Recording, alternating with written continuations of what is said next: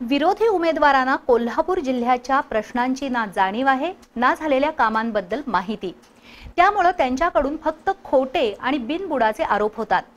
पण आता जनता सुज्ञ आहे।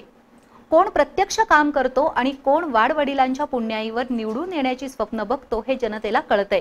त्यामुळेच विरोधकांच्या टीकेच्या वायफळ बडबडीकडे आता कुणीच लक्ष देत नाही असा टोला खासदार धनंजय महाडिक यांनी हाणला।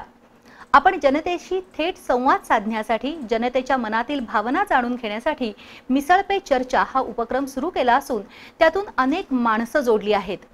जोडलेल्या माणसांचं पाठबळ हेच माझं निवडणुकीतील यश आहे असं खासदार महाडिक यांनी बोलून दाखवलं। राजारामपुरीत पार पडलेल्या मिसळ पे चर्चा या कार्यक्रमामध्ये ते बोलत होते। कोल्हापुरातील राजारामपुरी पहिल्या गल्लीतील राजाराम गार्डनमध्ये नुकताच मिसळ पे चर्चा हा उपक्रम पार पडला। राजारामपुरी तरुण मंडळ आणि विविध संस्थांचे पदाधिकारी, महापालिकेतील नगरसेवक, विविध संघटनांचे पदाधिकारी आणि नागरिक यावेळी उपस्थित होते। खासदार धनंजय महाडिक यांनी प्रत्येकाशी थेट संवाद साधून त्यांची मतं जाणून घेतली। तसंच संसदीय कामकाजाची माहिती देऊन खासदार म्हणून केलेल्या कामांची यादीच सांगितली। देशाच्या सर्वोच्च सभागृहात भौतिक सुविधा निर्माण करण्याच्या बरोबरीनं दूरगामी विकासाचे धोरणात्मक निर्णय घेण्यास सरकारला भाग पाडलं। अनेक केंद्रीय मंत्री, पंतप्रधान, राष्ट्रपती यांच्या भेटी घेऊन मार्गदर्शन घेतलं। राष्ट्रवादीचे अध्यक्ष शरद पवार सातत्यानं आपल्याला विविध विषयांवर चर्चा करण्यासाठी प्रोत्साहन द्यायचे। त्यामुळेच कोल्हापूर लोकसभा मतदारसंघासह राज्याच्या आणि देशाच्या अनेक प्रश्नांबद्दल अभ्यास झाला।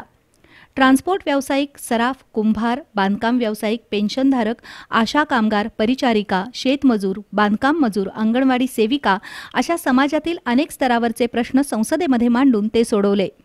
कोल्हापूरच्या पर्यायी पुलाच्या बांधकामासाठी पुरातत्वाचा कायदा बदलण्यास भाग पाडलं। कोल्हापूर विमानतळाचं विस्तारीकरण, पासपोर्ट ऑफिस, रेल्वे स्थानकावरील सुविधा, कोल्हापूर कोकण रेल्वेला जोडणं अशी कामं पूर्ण केली। मी केलेल्या कामाचा ठोकताळा जनतेसमोर आहे। त्यामुळेच मी विरोधकांच्या टीकेकडे लक्ष न देता जनतेच्या दरबारामध्ये उतरलो आहे। त्यामध्ये नक्की यश येईल असं खासदार महाडिक यांनी बोलून दाखवलं।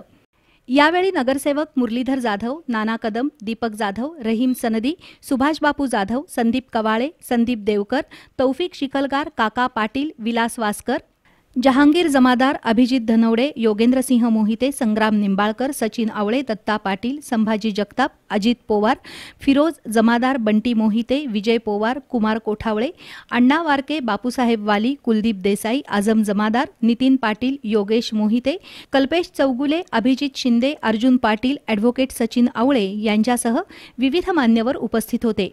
उपस्थितांपैकी अनेकांनी खासदार महाडिक यांच्या कामकाजाच्या पद्धतीचं कौतुक करून पुन्हा धनंजय महाडिक यांना निवडून देऊ असा निर्धार व्यक्त केला।